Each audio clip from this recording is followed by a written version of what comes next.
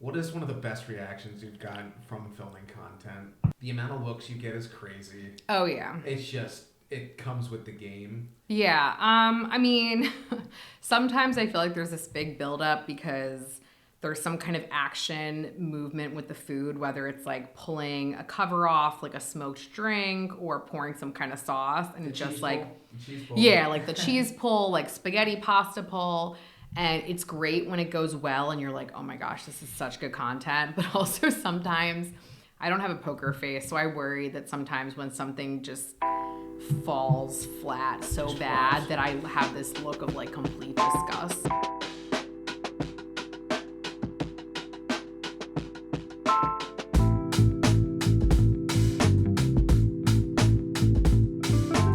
Welcome back to the BrewedAt podcast. I'm your host Richie Tevlin, joined by Evan Blum and joined by PhilMyTummy, aka Lea Lenzi. So welcome. I guess I met you 2 years ago when I was still at Victory. So very full circle. I met you at the same time that I met Josh from Josh Eats Philly. Yeah. You guys came in to do a photo shoot, and that was my first interaction, I guess, with a food influencer or whatever you would categorize yourself as. Yeah. And it was like that was kind of the same time that I was like starting to get on podcasts myself. I was kind of starting to like realize, what was behind the curtain of social media and marketing and all these other things. I thought it was very interesting the way you guys were working and kind of everything that you guys were doing. And then talking to you guys, like figuring out your process of like how you're dealing with other customers or like, how you manage, your Instagram account, all these things were like, very interesting to me. And then when I got involved with Evan, like a lot of the stuff that he was doing was kind of very similar to what you were doing. So we're excited to have you on, hear about, how you got into this and then kind of get your perspective. Yeah, so I actually started when I was in grad school. I probably could have spent more time studying, but you know how that goes. So my girlfriend and I at the time, there was only really Yelp and TripAdvisor reviews. Like Google reviews didn't exist. OpenTable didn't have reviews. Resy wasn't even a thing. And I moved to Philly for grad school from DC. And there was so many restaurants, I was overwhelmed. Everything was also way more affordable than DC, so I was excited to go out all the time. And a lot of Italian American, so I didn't know where I wanted to go, and I lived in Rittenhouse, and you read just the craziest stuff that people put in these reviews. Like 1 out of 10 plus would be actually something that's like a normal response from someone, like what your friend would say about a restaurant, and the rest of them are just so polarized. Here's a keyboard warrior, and they just get online and just say whatever they want. Yeah, they're very empowered when it's like positive and negative, and especially like awkward people like call out their servers by name, and it's just too much. So we started with doing just Instagram. My friend had mentioned to me in Boston and Miami, it was really big doing the online blogging with photos of these restaurants. So we would just kind of go to the places we loved, and it really took off from there. I mean, since COVID, it took off so much more. I actually do love to cook too, so I would try to do like recipe stuff, but it's really hard when you're kind of cooking to taste, to write out a specific recipe and like all the measurements and things. I kind of wing it, so that's not easy. But also we didn't have any professional like culinary background, so I kind of felt like, okay, maybe I'll just kind of like lay off that. Isn't confusing as, your outward brand, might be confusing. Like you have these like highly professional trained chefs, and then it's also your food that you're putting out, which I'm sure tasted great, but it was just a little bit different. Right. And it's like a lot of food styling, which is hard too with, I think, homemade stuff. Yeah. You don't have all the tools like in a professional kitchen. Food when you're at home. Yeah, but over time we quickly learned that, restaurants have all these like professional marketing PR teams, and they would have press events and talk about, new hires, new chefs they were highlighting, seasonal menus. So very quickly, because I think it was early on, we were just like absorbed into this whole other world. So it was really, they just kind of like, they saw what you were doing and you just kind of like kind of took you on. Yeah. And I think especially talking to like the chefs and like general managers and owners, and actually them realizing like you're a real person, you care, and you're not just like coming in for a free meal. Yeah. I eat so much. So I think too, like with women, sometimes they just expect you not to eat anything. And they're like, wow, you like cleared your plate. And, you know, you're trying like not to take that the wrong way. It's a compliment. Yeah, for sure. And we've definitely... Well, it's a compliment to themselves. They're like, oh, I did yeah. an incredible job. They're not even thinking about you, but... Yeah. But nowadays, too, I mean, you still get, like, servers that have this reaction like, wow, you ate all that food. And I'm thinking, well, that's because they wanted it. Yeah. I'm like, it was good. Yeah, it is a compliment. It's just, it's very funny. I've also had servers tell me, like, oh, no, that's enough. You don't need to order anymore. Oh, my gosh. And it's, I mean, people are people, and they Yep. say things without thinking. So you just try to like have grace. But I will say I have never been a server, never been a bartender. I give them so much credit because the stuff that they put up with and the attitudes people have, even when you're doing everything right, it's not nice. And I don't know how they put up with that day after day. No, they're people too, and it's just like they get the butt end of everything. It's just like people treat them like they're not. Yeah. And people just, I think you can realize sometimes off the bat someone's just not a very nice person or having a bad day, and no matter what no matter how much you try, you're just not going to get it right. Yeah. So Remember the tip. yeah, for sure. But yeah, it's been really great over the years, getting all over the city. Exactly. Was it a website first, or did you start with? So we started with Instagram, and I think Okay. when we hit like 10, 15, 20K, we started doing the website with like full articles. I've kind of scaled back on that because since COVID, stuff changes so much with these restaurants. quickly. Yeah. And it's tough because sometimes they want you in there the first person to announce something, but the second they oh, we're now serving brunch. But then the second that they realize it's flopping, they just pull it so fast. And then you read this article and everyone's just like, wait, what you wrote about isn't even here. Yeah. And there's people in Philly that are like, again, professional journalists, have a background, take their job very seriously. And I think as it's been harder in the traditional press and media to get, kind of the standing that you have nowadays because so much of people get their news from social media. Yeah. It is kind of like a weird dynamic sometimes, thinking that people in like the traditional media circuit might not be super comfortable with like blogger influencer types. Yeah. But I think we all kind of should work together. I just think it's hard because for some people, things have been changing so quickly, and they can't help it that their company wants to just hire a bunch of interns that they don't pay and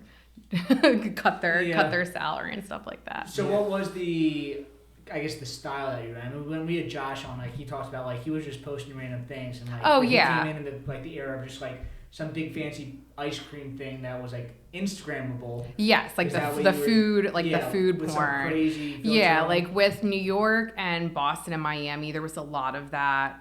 The one guy, Jonathan, who's friends with like Kim Kardashian, is like food porn. Food guy. I don't even know why. I think he was just one of the first people. I just found out on TikTok today that Bethany Frankel from Real Housewives apparently trademarked the term food porn. I mean, there's just so many weird things. It's funny because you forget too, being on the East Coast, like sometimes how on the West Coast stuff like trends and things are hitting so fast, and by the time it gets to us, they've already seen it for like 6 to 12 months. Yeah. I realized that with fashion when I got to college because I grew up in like the suburbs, and I went to school with people from like Miami and New York, and they really knew how to dress. Cool. The things they were wearing, I was like, I have never, like a romper, like a one piece, I'd never seen that before. And then, then it's literally everywhere, Walmart, Target. But we were just kind of like sitting down, like I feel like the perspective of just like a first person diner looking at their plate, some places have nice table settings with like your drink and your food. And it really wasn't high tech. I mean, even just taking photos on your phone was so bad now. Like the quality is terrible. Everyone on Instagram used the filters, and it wasn't like photo editing app filters. It was like the same 9 filters that Instagram had, and one was like the vintage looking one with the black border. Yeah. And the other one was kind of like a rainbow gradient thing, black and white. The beginning was very, very archaic, and there wasn't a lot of other bloggers in the Philly area, so you could see cool content from other cities. But it didn't always translate because, Philly has such great restaurants, but a lot of them aren't super high end and showy. They're not like it's a lot of neighborhood mom and pop shops. Right. So you're not getting this crazy table setting with like 6 forks and like all of these fancy plates. And the plating setting where like they design like where it looks beautiful and very much designed towards an Instagram at some point. Yeah, I think when you kind of look at like Michelin rated restaurants, you realize that's like the epitome. Like it is really, really art, and people don't always realize that because they're just enjoying it, which is great because that's really what's most important. Yeah. Do you remember what your first like viral video was and like how you felt? It's tough to say because I honestly, in the beginning, you're just so excited. Like you get like 10 likes and you're so excited. You're like anyone, and the fact that anyone cares. Like someone follows you, like I don't know this person. The internet's a scary place for that because it kind of fuels like the good and the bad in people because they just something obscure and strange can totally be enjoyed. And when you don't feel like, I guess, you like connect with humans in person, it's great to have that kind of positive feedback loop. But yeah, so in the beginning, I can't really remember. I do remember that, especially with doing more videos, there was a restaurant down in Atlantic City that did like the tableside carbonara. So they had like the pasta they had the pasta with the egg yolk. So it was like breaking the egg yolk, mixing it. And what I realized too with viral videos is things go viral because they're good, but also for bad reasons. So there was a lot of Italians because this had like reached, beyond the English speaking portion of Instagram. And there was a lot of Italians commenting in Italian, this is so disgusting because you could tell that there was a lot of cream in the pasta. Not traditional. And that's not right. That's not traditional. So it was very interesting, but that one definitely like took off. Our most viral YouTube short was something that I said I don't like Jordan Peterson, and then it was just filled with comments of like, "Fuck you, Jordan Peterson's the best." I'm like, all right, how harmful was that? Like, let's just say some more controversial stuff that's like not controversial. Well, we can't do that. Like, you have to. It is so crazy though with the internet now and like social media. I feel like there's so much clickbait, like the titles of articles of things, and people just act. I feel like especially on TikTok, I'm seeing stuff all the time where I guess people are just kind of testing out like how outrageous can they be and making up all these fake stories, and it just blows my mind. I'm like, this feels like so much effort to just not be yourself. Like, why don't you just be who you are?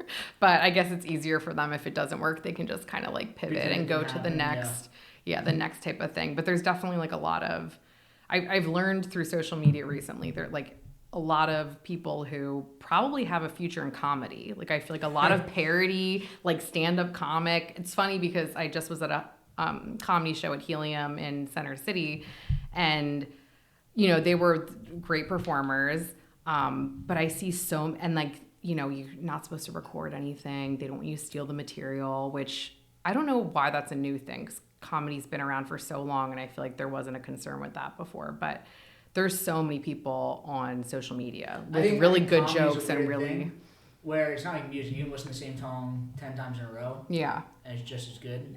I think comedy, it's like once you hear the joke once, it's definitely not as funny. Yeah. And I think that they're still just like so tight about that. I think it's just part of the culture. Yeah, I guess comedy's popping off like right now, and just like through social media as well. I think like the biggest podcast in the world is Kill Tony, which I'm a big fan of. I just started listening to it, but like every comedian trying to make their name also, they're putting the clips on Instagram to like also try to make. Are you seeing more content coming from like people from comedy shows and stuff are reaching out to you? I feel like it's like original creators and like younger, like definitely younger users, and not really like and there's like all different types of comedy, right? So it's not necessarily like the traditional impressions of people and this and that, but I do think that with all these industries, things get like so overexposed. Like the exposure is good, right? And then it's so overexposed that people kind of get sick of you and they're like, you need to go away for a little while. So then it needs to like go underground again so that people get really curious. Like the speakeasy vibe, like it was so cool when you first went to a speakeasy, and then so many speakeasies. Every bar on the corner is calling themselves speakeasy. Yeah. And you're just like, all right, the allure is gone. The mystery is gone. So yeah, maybe that's kind of what they're trying to like bring back with some of like the comedy clubs and things. It is cool too. Like Helium's more like of an underground. It feels very like traditional old school comedy club. It's great seeing, you know, a comedian you love in any venue, but it's way different at like Wells Fargo than a place like that. For sure. We talk about like, you know, underground, but like are most people you deal with, are they kind of single destination places? Is it mostly corporate places that kind of bring you on, or?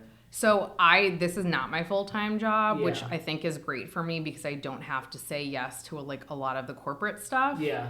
I think you see the same creators because the same companies start throwing money around and paying they just start chasing the money instead of what they want to. Yeah, and a lot of times the corporate too, they're very specific about what they want, and they're like, we need the video to be like this, and it's so bad because every person's video comes out and it feels so staged. Like, what are you hiring me for? Like, I'm the creator. Right. Why are you telling me? You have no idea what you're doing. But the bigger they get, the more like their legal department, I feel like, chimes in and it's like, okay, well, sometimes the stuff that they say to me, like, oh, make a video, but don't use profanity. The fact that you have to say that to someone, that's kind of sad, right? Also, like, have they seen any of your videos? Like, you?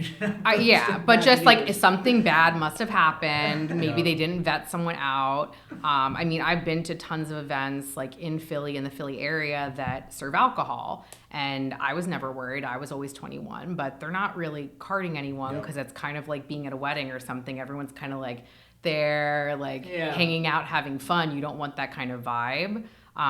But, you know, over time, I think that some of these places will start to have, and I've seen it in a few emails with invitations, like must be 21 to attend the event. Like, it's just kind of the threat so that they don't have to turn people away at the door. Yeah. But I really like working with the smaller businesses. It was really fun. And it has been over the years to like connect with like a chef or a business owner. And then when they do well and they succeed and move on somewhere else, you can kind of follow their journey, which is awesome. Mm-hmm. It's not always positive sometimes when their journey is like, there's different forks in the road, but it's definitely great. It's just I think you just always want to have clear communication. It's more understood now, but in the very beginning when I was doing kind of like the blogging, it was so new. So you didn't really know what people's expectations were, what they were hoping to get out of it. I mean, even to this day, with it being so much more commonplace, I'll have people straight up say to me like, oh, I don't really use social media, so I don't exactly know what you're doing, which is fine. But yeah, you just hope at that point, like, they trust you. So the marketing people reach out, like the people that are kind of trying to get on social media reach out. But have you noticed a difference, like even chefs or anybody else, do they think everyone's kind of wrapped their head around this by now? So like, are you seeing more engagement from other people? Yeah, I think that if you get kind of like a direct message, like if you meet someone in person or they're DMing you on Instagram, the chances are they are probably a business owner, a general manager of a restaurant, or a chef. Yeah. Everything that comes through emails tends to be more corporate, more screened, more, finessed.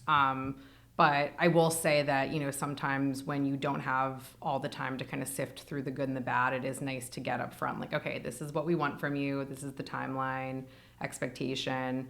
No matter who you're working with, you just always want everyone to be happy with the end result. So I think that if the communication is a little clear up front, it helps you realize, like, okay, this is a good fit or it's not a good fit. Yeah. I guess the worst is like, if they don't give you any direction and then you give them something that's like your work and they're like, well, actually I wanted it like this. Yeah. It's just like, you clearly just don't know how this works. Like, I'm not like... Right. And I've been really lucky. I mean, most of the brands that I've worked with, paid or unpaid, usually they see my content. They're really happy with it. I love when, they're really moved because they feel like I put more effort in than they were expecting, which is nice. I mean, how hard is it? Like, if they're DMing you, like, your portfolio is right there. Right, some videos. Right, yeah. I don't know. I just think it's still, like, such a learning curve, and I think depending on your age, too, some business owners, like, they use their social media, but they really don't know how to do things, so they are, like, amazed. Yeah. Like, it is, like, magic when you show them, like, oh, this is how you edit something. Someone asked me the other day, what's a geotag? Like, there's just so much knowledge. And I'll be honest with you, even when TikTok came out, I was like, I'm not going to get into this. It's so much to learn. And this is like me aging myself because I'm like, oh gosh, one more thing. When Snapchat came out, all my friends that were blogging, oh, you got to make a Snapchat. Do you have a Snapchat? I don't know anyone who uses Snapchat anymore. I had a Snapchat in college. I had a Snapchat when I realized what people were using Snapchat for. I was like, I don't need to have Snapchat. Snapchat has gone so far that they're now getting billboards. Like the billboards? The billboards I think are kind of funny, but like. And it's like, what is it? Like less social media, more Snapchat or something? You can't like them, like less likes, more love. But it's... Except that you have like people using it for like perverted, like... Yeah, it's just... Like people are... Other. But it's like... Yeah. It's... Like your whole thing is social media. Why are you now going back to this like... billboard? I guess they want to be different. To pick a lane, someone sold them on that, like we're social media but not, which I don't know how much I buy into that. But some of these, I mean, I think some of these companies, unless you completely change your business model, you already see you're trending down. So they should have sold the... I was gonna say that's when you look back and you're like, oh, we should have taken that deal. Unfortunately. But no, I'm really lucky because I've been doing this now for so long, and honestly, I feel like I've only ever had like one specific business owner that was like very, very negative with me. And I tried to like explain to her and have an understanding, and she was not having it. And I put up my hands. I'm like, you know what? This is all I can do. I'm not going to feel bad about it. There's a lot of fish in the sea. Yeah. And I think I'm glad that came later on, because in the beginning, I think that really would have like crushed me. And definitely. You have enough experience to know like this is not normal. Like I'm the right. And you take for granted, right? Like the good situation would be that someone's reaching out to you to like help spread the news, and it's in a good position. But some of these people are in very, stressful positions, and they're strained financially, and they're kind of like holding on to these like last like hopes. And I think that unfortunately, no matter what you do, like all the bloggers in Philadelphia could post for you. You could have videos going viral, and like the structure of your business and why things aren't working out might not turn it around. Yeah, the issue is not you having content on social media. It's deeper than that. Right. And I think that if you're someone who is using the social media in the 11th hour like that, it's really hard to see that. It's something that hopefully if you had the knowledge and understanding, you could kind of take it from the beginning so that you just always have awareness. And that's why I try to remind some business owners, it's like, it's not about, okay, business is really slow, January, February, March. It's like always reminding, we're in a city, right? There's always new restaurants opening in neighborhoods. There's always construction, and the city's closing down streets.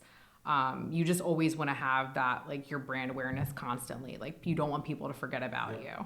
And the first time they see a viral video, it doesn't mean they're making a reservation to come in that night or that weekend. So you kind of always need to be like in the back of their minds when they think about, oh, what do I like? Do I want sushi tonight? Ooh, I should try that sushi place. Do you double up ever? Have you gone back to places? Oh yeah. I try not to post like back to back from the same place, because I feel like that's not fair. And with my time frame, I'm trying to kind of like vary the material. Even just posting like a lot of the same types of food, like a lot of cheesesteak places or a lot of wings places. Because also, I'm trying to have variety for my audience. The gluten-free thing became really, really big at a lot of restaurants. And suddenly I'm kind of like, okay, I need to either mention this in the caption or try to be conscious of ordering more items like that.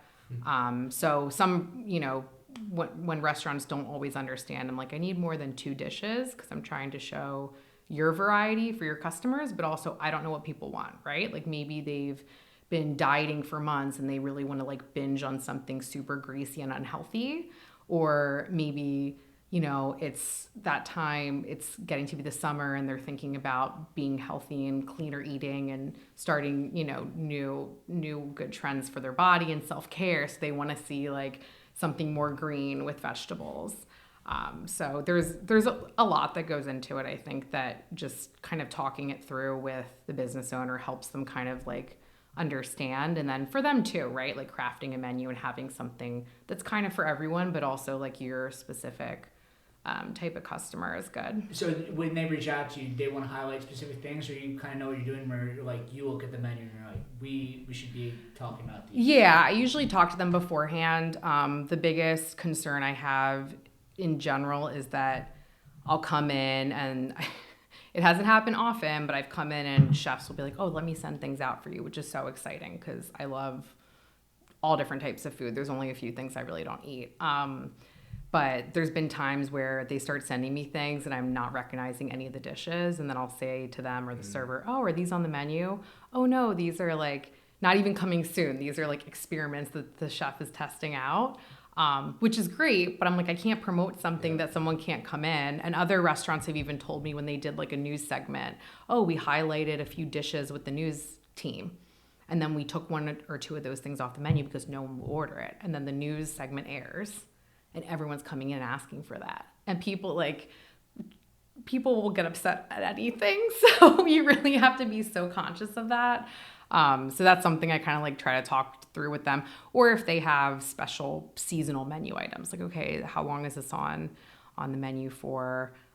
Stuff like that. Sometimes servers kind of like get it when I'm peppering them with all these questions. And other times they're like, their eyeballs, like, what is wrong with you? Yeah, I guess a lot of them probably hire you, like, you'll just come in and, like, it'll work itself out. But, like, you have to think about, like, your audience, what you're trying to do business-wise. Right. It's a specific goal that you're trying to do with your videos. Right, yeah, right. It's so different when you are the social media account versus you're just creating content for a business.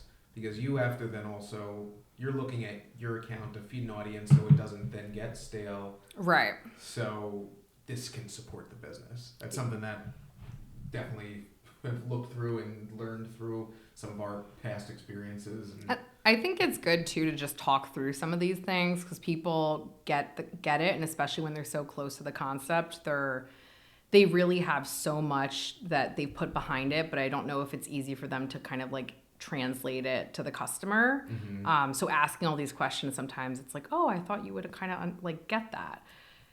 And you're like, no, maybe it needs to be a little more, laid out for me. Cause even, just there's so much that goes into it. And I think honestly too, I also forget there's people who are just creatures of habit that they go to all their same restaurants they love. They always order the same thing. And they're probably not like looking at my content thinking, oh gosh, I'm going to go all the way out of my comfort zone and try this. But, they always could one day. And I think that, you got to be able to reach them. And also if they're just someone who like loves burgers, it's like, okay, maybe they're never going to come into your restaurant because it's like out of their normal routine. But then they see like the picture of the burger, or they see the picture of some kind of dish that makes them really excited, or they have a special occasion like a birthday or anniversary, and they're thinking, okay, like maybe I'll be adventurous and try somewhere new. I want to dig in a little bit. So you have a marketing background as well. Did you ever envision like social media was going to be like the path for that? I really did not. I have a minor in fine arts, so I did like photography and drawing classes when I was in high school and like before college.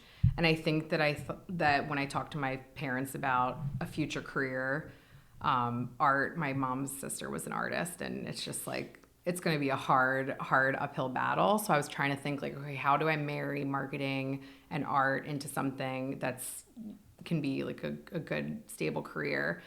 So I thought kind of like the graphic art side of marketing, but I didn't really go to a college that had a lot of courses for that. So it was more like the advertising or sales route. And I got stuck in because of my course load with a lot of the sales classes.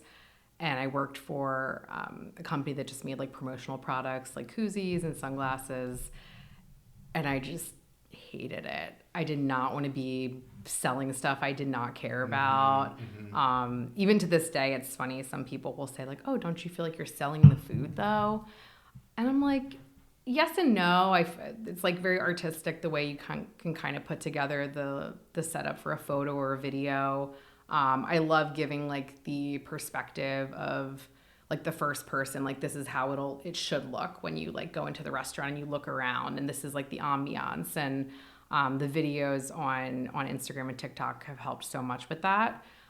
So it just feels real. Like it's terrible when people say like, oh, this is Instagram and this is reality. Yeah. And whether that's the way people look or the way it is dining or the way it is going on vacation somewhere, like it never occurred to me that people were trying so hard to make things appear not as they are. And I'd rather have like a kind of like a more realistic point of view. Obviously, you know, you try to get like the good lighting and the good shots and the good angles, but I'm not like AI editing images and like putting different backgrounds like, oh, this is me next to the Eiffel Tower. No, but it's real because, I mean, you're showing what it is to walk into those things, and the small business, small restaurant is having like complete renaissance. Like most fast food places are going out of business very quickly. Mm-hmm. A lot of chain restaurants like, TGI Fridays, Outback Steakhouse, they're not doing well at all. And I think it's because social media has put a spotlight on these small businesses because people like you showcase them. But now it's like the same thing that, like, instead of watching football on Sundays and you see like an Outback Steakhouse commercial 30 times, they're also on social media all the time and they see that you're promoting this. Mm-hmm. And, these small business owners are able to compete with the large corporations by just bringing somebody like you in, supposed to paying like millions of dollars to get a video of their restaurant up on TV. Yeah, absolutely. And I think that, people genuinely, they go somewhere special for a holiday or a birthday, but the restaurants that you frequent the most are atmospheres where you feel comfortable. Cooking reminds you of like nostalgia, something from your childhood, something from your family.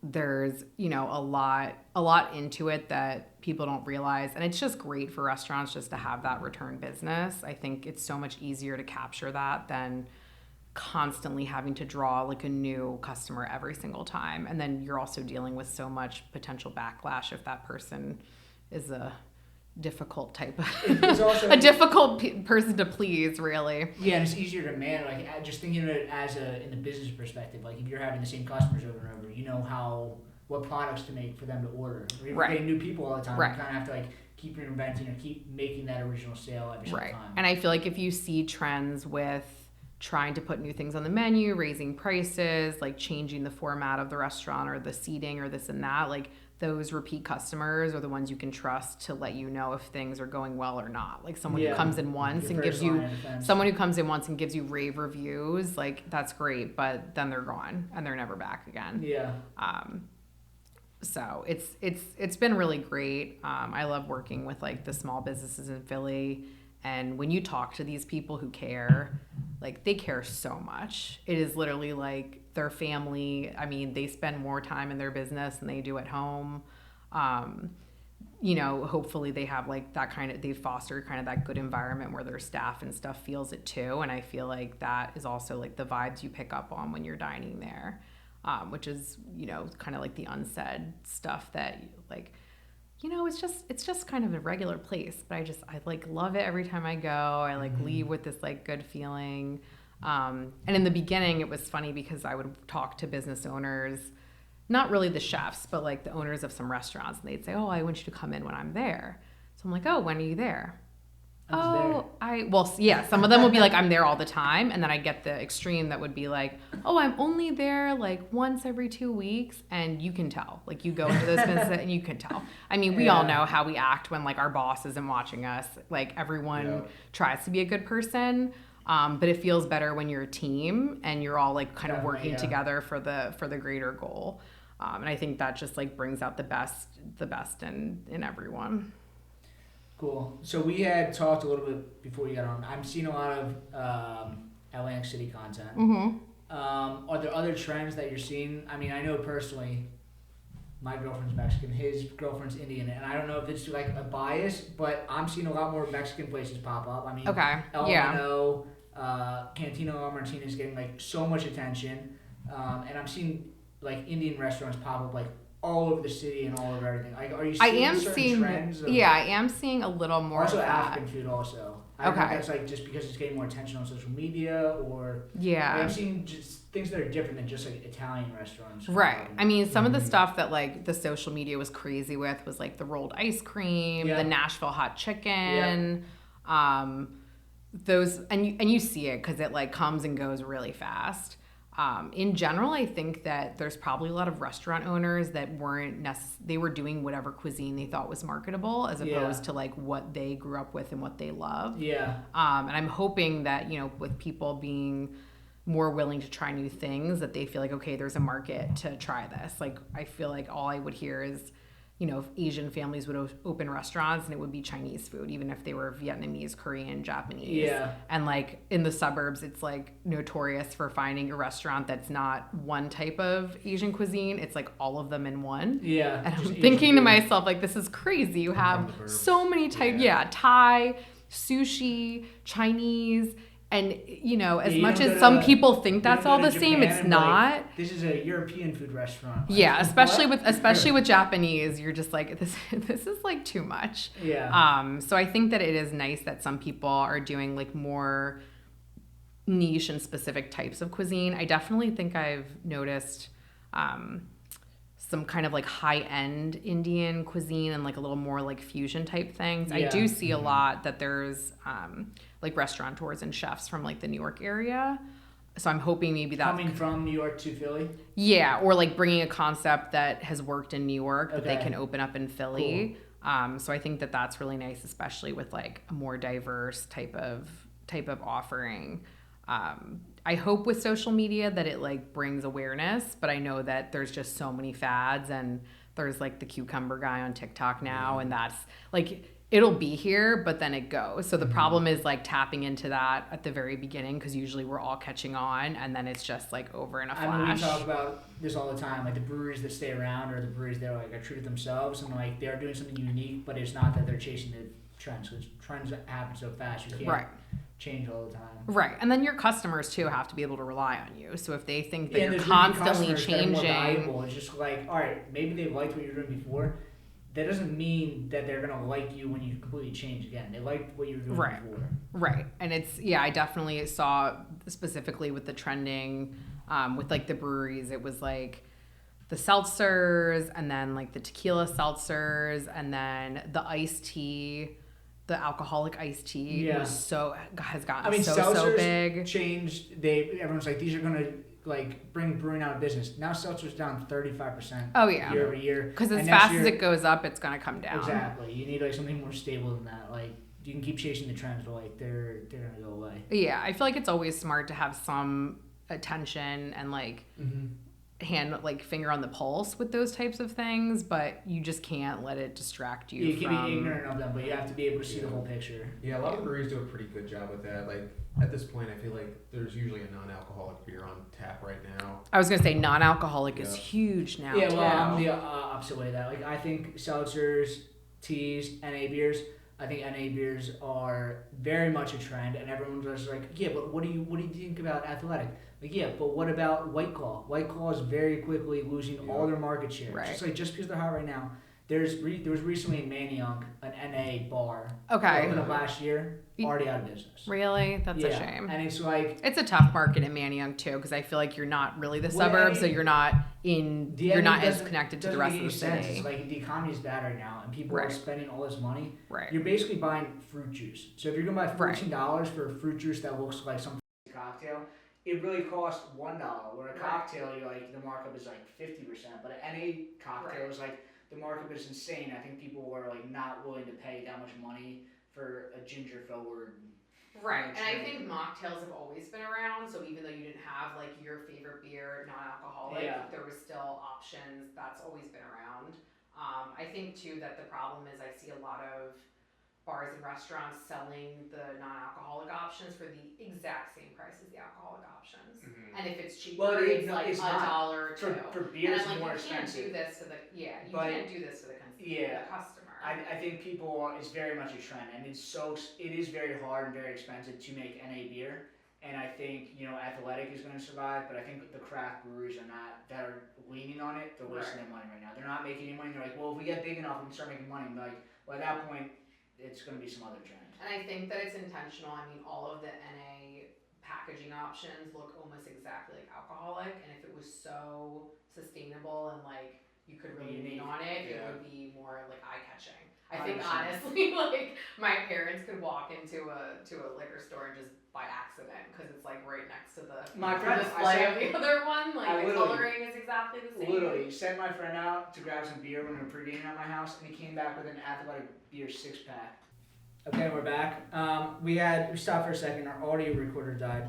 but we have luckily all these fancy equipment here that something else picked us up hopefully. So if you didn't catch that, we're just going to start back up in the middle of the conversation if you did. So NA beers, I guess. I don't know if we were done talking about that, but Richie, you went off on NA beers, and that's that's your about thing. it. Yeah. Well, it's funny because it reminded me of the first time I went to a vegan restaurant and they were telling me about the vegan ham and the vegan sausage and other things. And they're like, it tastes just like ham. Mm-hmm. And I thought to myself, that's such an interesting thing because I would think it being so similar might be off-putting. I feel the same way. But even with I'm not trying to. I get people like want to be in an environment where people are drinking beer and look like that, right? And kind of act like that, right? But there's better tasting things that aren't alcoholic, right? And I was confused for a while too because when I was younger, my college boyfriend, his mom had an issue with drinking, and then she would drink the non-alcoholic. And I'm thinking, if you can't be in a bar environment because it's triggering, how is not something that almost tastes exactly like that doing that to you?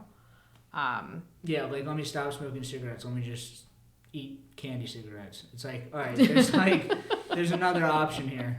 Yeah, it's definitely great that people are, the sober curious thing has become such a trend. The sad thing is that because innately we're calling it a trend, it's like only going to last for so long and then people will go back to whatever they're going back to. Yeah. I've noticed more recently with people doing like dry January and the sober curious, they're getting into like CBD seltzers. So I'm thinking, like you're saying, okay, well, if we feel like we have a dependence, we're channeling our dependence and our crutch onto something else. Yeah. So I don't know necessarily if we're curing that, but I guess, people are just trying to. Yeah, I talked about this a couple podcasts ago. Like Gen Z is a very funny generation where like, they're healthy by not drinking alcohol and they like will smoke weed and take mushrooms, but then they'll drink like this artificially flavored and colored thing and just be like not even thinking about it. Like there's like there seems to be like confusing message. Until they actually learn about it, then things will probably change. Because people only want to change so much, right? They still have their crushes, they still have things they enjoy, they don't want to completely erase that. So it's just trying to like swap things out. It's also just, how sustainable is it, right? Like if you're never gonna, if it's so extreme and you're just gonna kind of revert to the original behavior, is it worth sending yourself through that whole journey? Maybe. Yeah. But yeah, it's definitely interesting to see what people decide is like a better choice for themselves. Mm-hmm. And so gluten-free is a big thing now. Yes. Are you seeing that a lot? Big. Like people are asking to showcase their gluten-free stuff, or are there more gluten-free forward restaurants? Yeah, so there's definitely some restaurants that I think originally have a lot more gluten-free options, and they're leaning into that because they don't have to like create all these substitutes like other restaurants have. Yeah. And trying to choose dishes that just are naturally already that way, because it's hard for them to be, supplying all these extra things. It's very clear to also tell, like, my girlfriend is gluten-free. It's very clear to tell when there's something that is gluten-free and they have it perfected versus it is not. Right. And they're just trying. Right. And the problem is that you have a lot of people who are choosing it particularly for their diet right now, but it's not a life necessity, so they're really going to be harsh with you when something is like not up to snuff. Mm-hmm. And I remember even pizzerias telling me like, oh, we're going to do a vegan pie, but it's going to be a red pie because the vegan cheese is not what I consider to be like a good substitute. So I've had a lot of sandwich shops usually that say like, oh, we don't want to do gluten-free because the rolls are just like not what we would want to serve our customers. We don't think it's like a good replacement. So I commend them for that. I think that's nice because I've seen some really bad bagels.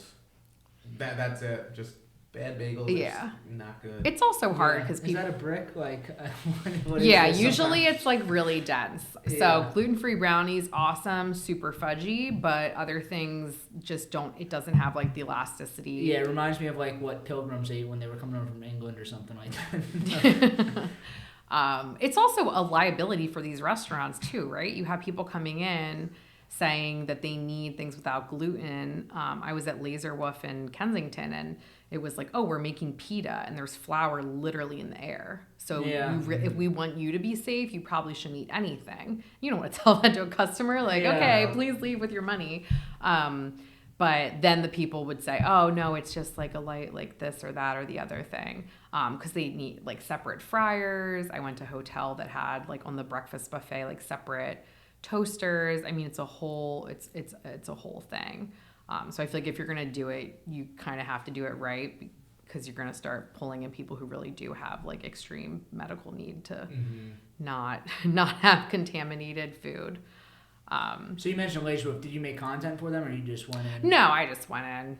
Yeah. So a lot of people you deal with, I mean, I would consider Laser Wolf like a lower end, high end food. I mean, very high end, but like, you know, not Zahav, I guess. Right. It's like a more casual setting. I don't know that you would call it like fine dining. I think even though it's elevated. It's like there's a fine dining that's like a casual fine dining that's coming around. Yeah, I definitely think that I see that a lot more. Even just kind of like the prefix menu type option used to be only at like very, very high-end restaurants, and you see that more at a lot of like casual spots also. Yeah, Evan talks about this all the time. I mean, Gen Z is very much experiential based, and I think the trend is coming like even to restaurants. It's like even going to a restaurant is almost an experience also, where it's not just the food, but the prefix thing is like, you know, also. Yes, it's like a specific type of dining. You wouldn't dine that way at home. You're not just like going to come in and order. Like the Laser Wolf, you get like the hummus platter or whatever they call it. It's like, you know, you have to get that. You can't go in there and not get it. It's part of it. Yeah, no, it's great. It's just funny to me because I always felt like going out to a restaurant, no matter what kind of restaurant, was such a treat. And then people would say things like, oh, I don't want to go there. It's so stuffy. They have tablecloths. And I think to myself, like, I don't know. I feel kind of special, right? Like I feel like royalty. I feel like I'm having like this really special experience. And usually, you know, those types of places like tend to train their staff for a lot, you know, different type of dining experience than other spots that are just, you know, like, we don't really care. We like barely wipe the table. It's sticky. You know, like you want a fork and a knife, like, okay, you have a lot of demands. And that's part of the experience. You will get a spoon. Right. Yeah. I know that definitely. I think there was like a chain at one point that was all about like the servers being like really nasty to you. Yeah. Oh, I wish I Dick's Last Resort, I want to say. I think that's it. I never went. I think it was like in Vegas and some of those touristy places, but yeah, definitely a very interesting type of experience. It is funny though, because some people want to be, when they go in, and I worked in retail, so I think it's kind of similar, right? Like some people want to kind of go in and be left alone, like minimal contact with the service and the staff. And then other people want every 5 minutes, are you okay? Are you okay? Are you okay? Like they want so much attention. So I think too, that might go along with the type of dining, and maybe at a fine dining restaurant, they're more or less like paying attention to you and like in tune with your feelings and, oh, you're not eating that. Is everything all right? And the other more casual spots, it's kind of just, okay, just do your thing. Like, what do you think your audience is like? Do you have like just kind of a niche? Like, do you think it's, you know, younger people? Do you think it's kind of young professionals? Like, is there like one specific thing that you think a lot of is it male, female? Like, yeah, like it skews towards female, and I don't try to put myself in a lot of content because I don't really like it to be about me, and I've had a lot of businesses. And you say you don't have a voiceover; it's just music, right? Some of it. I usually try not to do a voiceover. I think I love the photo and video content. The video is super popular. Some of the videos for certain creators are so stylized, it's clearly them, which is good. But how many times can that be repurposed? Because it's so much like their specific commercial. And if you go to the restaurant, it does not look like what they were taking a picture of. Right. And so some of these restaurants, the reason that they want me to come in is to create my type of content, reach my audience, but also have content that they can be resharing and repurposing because they don't have the time and the understanding to like craft and edit this type of material. Yeah. So I do always take photos and videos. The photos, I think, for them are the easiest to repurpose. Yeah. So, you know, I think it's good all around. But I think, you know, some creators too, like their specific persona is very much their trademark, and that works for them really well. So I don't think it's something to shy away from. I just didn't really lean into that so hard. So nowadays I kind of, things skew however they skew. But how is your editing process like? So it's funny on this podcast, like we talk a little bit, Richie gets into like the beer making process as an actual classically trained brewer. Mm-hmm. Me not being so. I edit a lot of videos. So we're gonna show the audience some of the editing styles. But like, how long does editing take? Because it is a significant period of time. Mm-hmm. Do you do your own editing? If you don't, yeah, that's amazing. Yeah, I try to edit. I mean, I went through a whole phase, right? Like I did photography when I was younger. Cell phone cameras weren't so good. So I kind of I would have my camera for travel and things like that. And then your phone just became everything. Mm-hmm. Camera, video camera. I mean, I used to do like stop motion claymation videos when I was younger. And my dad had like the big animation. Camcorder. Yeah. So the phone just became everything. And then my girlfriend, who's a professional photographer, would tell me sometimes she would transfer all of her content, video or photo, onto her computer to edit it there with her good software. And then she had to like move it all back to the phone. And obviously there's ways not to do that, but I try to keep everything on my phone. So it's just like always with me. That being said, it's completely horrific every time you drop your phone and you're like, oh my God, should I crack it? Is it okay? It's just like way too much that we're attached to these things now. But it is great because it just, there's so many features, so many different programs that have the interface, not only for computers, but for phone. Mm-hmm. I have like the biggest iPhone, so the screen's as big as possible. But it definitely takes a lot of time, especially with the video styling. The shorter, faster videos are very, very trendy, but I'm always kind of torn because sometimes I feel like videos get so many views because it is so hard to understand what the heck is going on in the video. Like the clips are so short. It's just content. It's so so fast. And I know at the end of the day, even that goes viral. Like I don't know that business owner is going to be happy with me. Yeah, because they were trying to figure out what the hell was going on. Yeah. I think that most business owners want your video to be like a nice little mini commercial for them. Mm-hmm. So some kind of length that maybe is like under 30 seconds, but not like 10. Because they especially like when I go in places, I'm spending probably a normal diner, goes in an hour, hour and a half, 2 hours. It's like most places I'm there for like 2 to 3 hours. I'm talking to them, getting the content, moving things around different angles. And then I'm going home and editing stuff and figuring out, okay, do I want to like sync this to like, is there a song I just heard recently that I feel like is so catchy and I want to kind of like sync this? Like this is kind of like a good vibe and like a good song for the business. Is that how you listen to music now? It's just like you listen to it and then like you have just like a running, you open up your Spotify, like when you hear a song, like I need this. This is one for video. I do make notes about it just because there's all the trendy original audio and the like trendy stuff is funny, but I think I don't want to do too much of that. And again, like I want, a business, if they wanted to reshare this video a year later, not to have some like extremely niche type of audio with it. So I definitely like make notes about that, make notes about, okay, like this is the different content I have, like what am I going to put out so that things are kind of varied. I have content from outside of Philly, so I want to kind of pepper that in without it being like huge spans. I go on trips and I take a bunch of content and then I'm like, I don't know, does anyone care? Like they just want to see the Philly stuff. So it's like all in a backlog. You can't really, I feel like once you're used to doing it, it's hard to kind of turn it off. But yeah, I do all the content editing myself, which for better or for worse, I mean, I enjoy it. Sometimes I am like, oh gosh, I gotta like sit down and just spend a lot of time, but it goes by pretty fast. It is scary though. You're like, okay, there was 3 hours. Like people I know that work in social media more full-time tell me they have like these crazy strategies about like efficiency with like all these timers on their phone. Cause you can it's so easy with social media to get sucked in. That's crazy. Yeah. And I thought, wow, that's like, I really need to get on that. Yeah, that sounds kind of nice. Yeah, I think sometimes I'm just like, oh, social media is a great distraction from like these other things I don't want to be doing. But so, okay, next question is, What is one of the best reactions you've gotten from filming content? I know from just like our perspective, when you're there, you're on your phone, the amount of looks you get is crazy. Oh, yeah. It's just, it comes with the game. So, is there anything then that's been like, oh, that one was a crazy one? Yeah. I mean, sometimes I feel like there's this big buildup because there's some kind of action movement with the food, whether it's like pulling a cover off, like a smoked drink, or pouring some kind of sauce, and it's just like, yeah, like the cheese pull, like spaghetti pasta pull.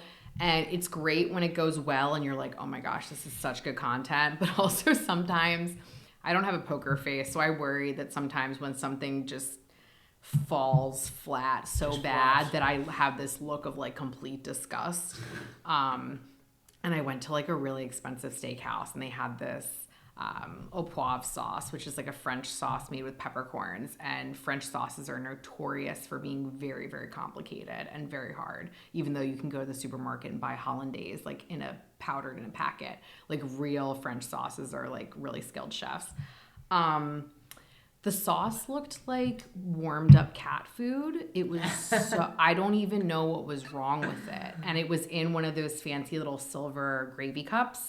And I went to like pour it on the steak, and I can only imagine what my face looked like. I was so horrified. And I asked the server, I was like, oh, I thought maybe it had congealed from sitting out and not being hot enough. So I made him take it back and heat it up, and that was not the problem. It just, there was something very, very wrong with it. I am lucky though, I will say, for being in restaurants that have a darker atmosphere, and I have like my portable light.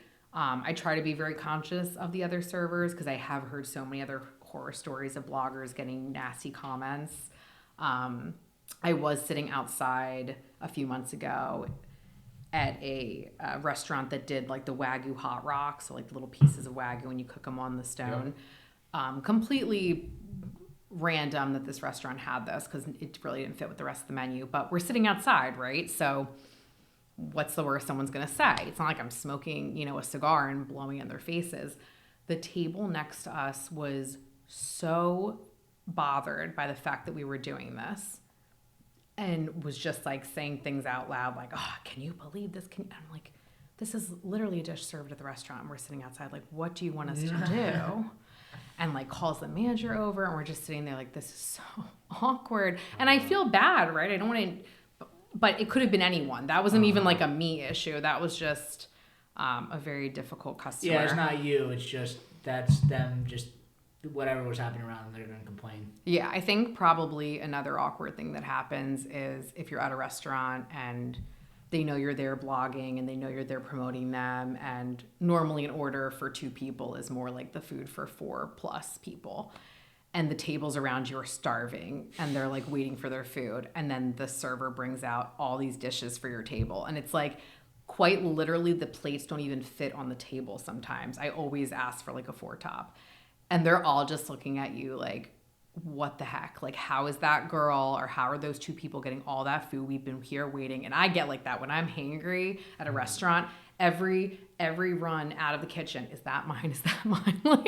like eyeballing so hard. And chances are something on your plate is something that they ordered also. Oh yeah. All the main things. You got a bunch of different things. Yeah, I feel like that doesn't happen too often, but I do get paranoid. Like, oh, is that steak my steak, and they just put it on the wrong table? But as someone who takes hanger very seriously, like I definitely feel very self-conscious. It's a real thing. Like people will talk about like, your dog, like why are you like, you need to calm down. Like, no, I understand what he's going through. I am not the same person. I just think I discovered it over the last year or so. Maybe it's I'm getting older, but like now I feel hangry. Older and hungrier. I guess. I don't know. I don't know. I have friends that like could eat nothing all day, go on a few hours of sleep, and they are so fine. And I don't know, man, I just feel like I'm like a monster. And I know it's so bad because I know it's happening. You're self-aware, but it doesn't matter. Yeah, like it's not like when you're angry and you just see red and you're just like screaming. It's like, yeah, I'm like there out of body seeing it happening and I can't stop it. It's just like I need to fix the problem. So I'm usually snacking.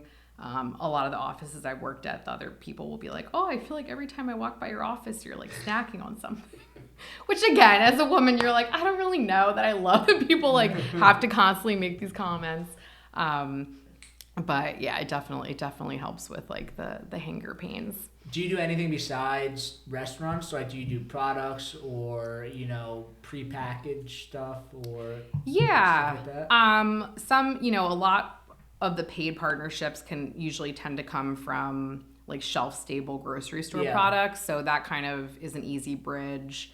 And I do like cooking, so I don't mind recipe creating with like pasta sauces or products like that. It's just being conscious of the time it takes you to do cooking and recipe videos, and also the other ingredients you have to buy. Like usually it's, we'd love to gift you, but it's like, I got to buy other stuff. And again, if you don't want me just doing a jar of pasta sauce with spaghetti and like actually making it something that's interesting and attractive to people, there's like got to be some thought behind that.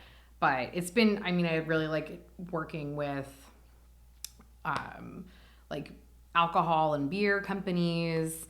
I definitely would love to hone my skills a little bit better on like the cocktails. I feel like the cocktail content and like video content with alcohol specifically that I love is like a lot of ASMR, which I don't do. It's ASMR. It's like a cocktail is like the same way we were talking about like fancy restaurants. The plating is so important. Like the I don't know what you call it, like the design of the cocktail. Yes, it's just and like the glassware and because I think with beer and stuff, it's like coming off the tap for draft or the label on the can. But once the beer's in the glass, like there's not as much going with it. But it's nice when you hear like all the fizzy bubbles of like the pour, and that type of thing. So I do love that. It's definitely easier with alcohol, like being in the restaurant setting because there's all the other things playing in. At home, it's not like as at home exciting. You have to have the glass and the cup, like the cha-ching and then the fizz. Yeah, and you really need the good lighting. I feel like with the alcohol, but. Yeah, there's been, like a lot of, Philly does a lot of like fun, kind of like food and beverage, like related like events. Like there used to be like a burger brawl that was like a burger competition. Our buddy did the app for that. Let's Rally. Okay. Mm-hmm. Yeah, so that, I don't know if that's still coming around. I haven't heard about it. It was usually in the fall, but that was really fun. Xfinity and Navy Yard hosts like a few like taco festival, beer festival, wine tasting things. So all those kinds of like experiential stuff is really fun, especially when I have friends that are kind of like, I want to do something more exciting than just going to a restaurant for a special occasion. And kind of a little bit of like local travel. Are you seeing that more? Like the food festivals, is that like a more normal thing? Beer festivals have been popular, but they've kind of evolved. But I feel like food festivals are becoming more popular. Maybe I'm in my 30s now. I'm like, a food festival. Food sounds great. No, I definitely see a lot more of it in like in the New York area because they have like they'll have a celebrity, they have like the food bloggers, and I feel like a lot of different cuisines. Like they could hone in on one cuisine. Right, and they have I think the creators put up a pizza festival, which is like got so much attention. Yeah, it's just really hard because I think that when I go to some events that have multiple vendors like that, I hear some pushback from the vendors where basically they're not really told the accurate count of guests that are coming to the event. Because they put it on the event like we're gonna have this many people because that's the goal, but there's not that many people. So then the restaurants way over make their food, but who's paying for the extra food? Right. So they'll either over make, and it's hard because they're traveling and they have to store everything, and like if they really care about the quality, they want to like make it there on the spot. But also I think that sometimes the last minute, the companies just like give out tickets to all their staff, or like they have they just have extra bonus tickets for people that they just want to like push and promote the event, and then the numbers just run up so much. The extra food is not a good thing, but it's also terrible, especially when an event has so much free alcohol that the food vendors just get crushed and so fast. And the VIP entrance is usually the people who get in first, so they get like the good experience, and then by the time it gets to general admission, the few food vendors that are left are just like completely overwhelmed. And at that point too, right? It's not really marketing your brand. People are just survival. Like, give me some carbs. I need something. Like I've been at events like you don't even really see like water readily available, which is crazy. Yep. I've had staff vendors at events tell us, oh, as soon as we give out all the free samples, we're allowed to go home. So they just want to like push everything like out as quickly as possible, which again is not great for promoting the brand, but you probably gotta think about that. But even just events like weather reliant, right? It's hard if you don't, the organization doesn't have like a backup plan or something if the weather is completely terrible. I've seen something in the last couple of years, not so much in the last year, but really during COVID, there was not festivals, but there was events put together specifically for food influencers or alcohol influencers. So they would only invite people that were influencers. Like, do you go to those? And like, are those even worth it? It's almost like because everyone's getting the same exact content. Like it is, everyone's right in the same place. Right. But then everyone that I don't want to say competing against, but everyone has the same content. Yeah. Back when I started in 2015, it definitely felt more like we were a community and everyone was like working together. And even with traditional media outlets and journalists, I definitely don't think there was some of the tension and stress that's grown over the years due to different factors. But it's just crazy to me now because my expectation was like nothing. It really was. Like the first thing I ever got for free was three sandwiches. Yeah, I think Josh got a $50 Dunkin' card. He's like, this is so totally worth it. All the work I put in. Right. Yeah. So the expectation was so low, like everything was just like a high. Yeah. And I think that now people are so aware of what the power of social media and what some influencers say that they're getting, that they're just doomed to be unhappy, which is a shame, right? Because they're still going to get these great experiences that other people don't have access to, but it's just their expectations are probably way up there. So some of them will tell me like, I got invited to this event, but they didn't tell me I had to post about it. Okay, well, you didn't sign a contract, but you know why they're inviting you. Yeah. So to some point, like, why am I going to go to an event with a bunch of people who think, well, if I'm not getting paid or I didn't sign a contract, like, why don't I even have to post about this? It stresses me out because I'm like, they don't really, care about this and respect this. And then I have to kind of work around them. It's kind of a weird situation because, you and Josh are some of the biggest food bloggers, influencers in the city, and neither one of these are your main time job.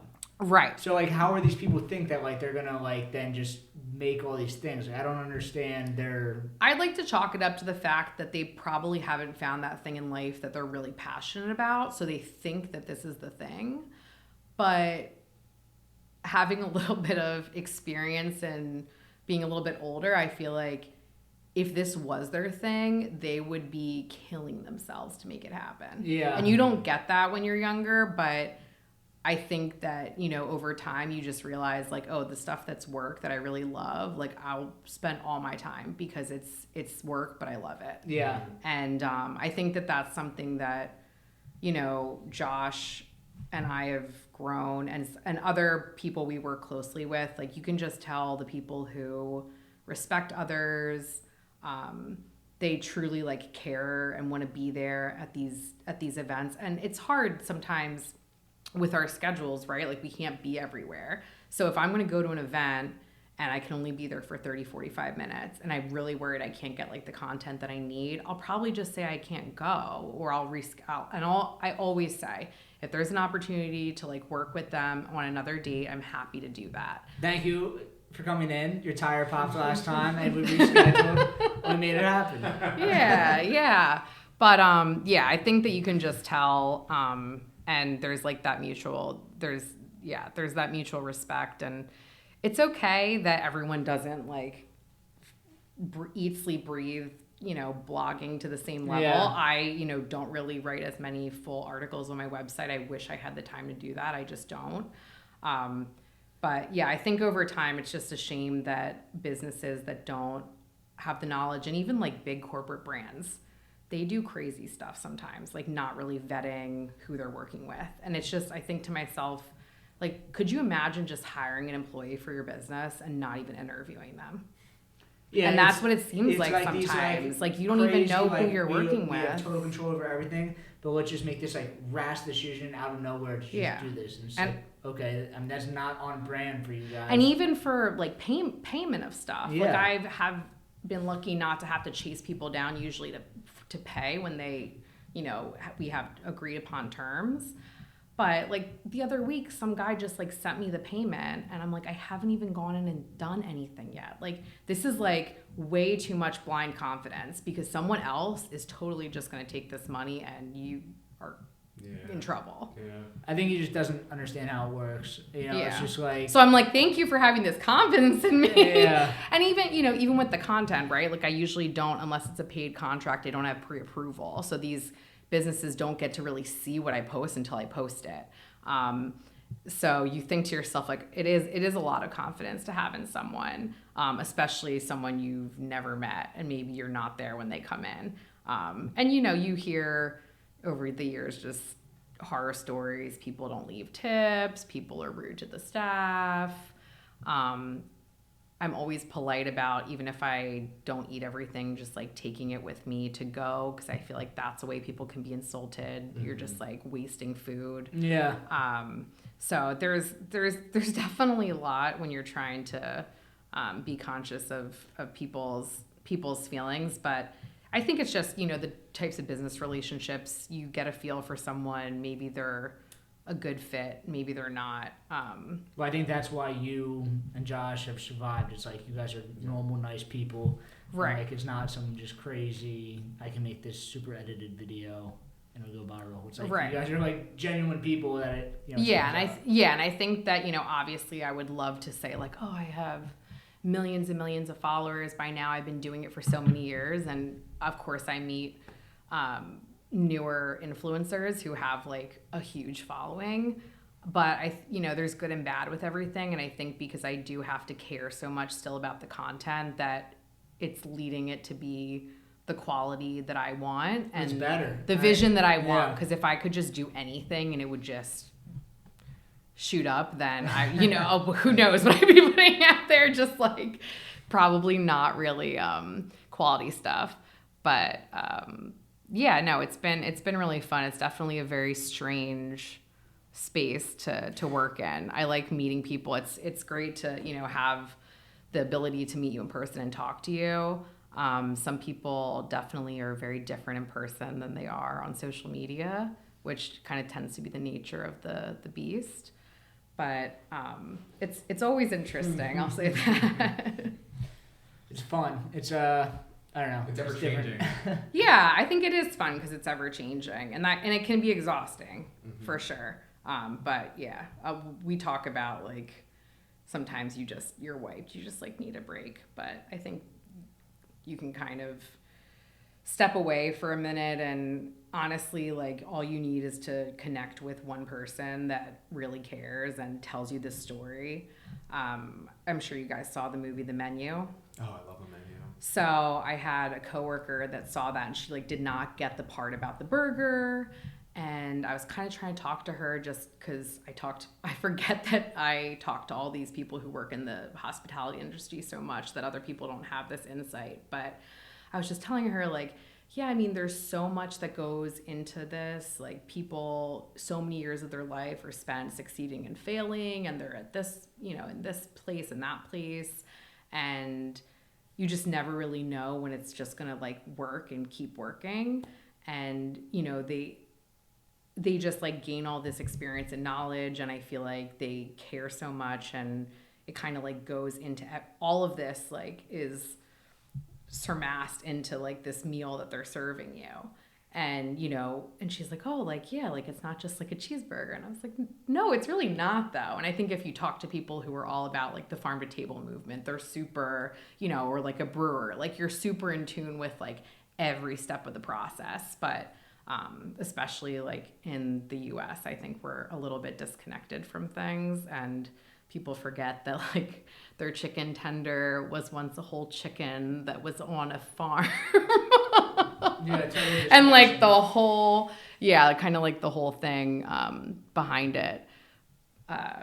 So it's definitely, my favorite thing has really been like all the stories that people have about where they came from and what they're doing next.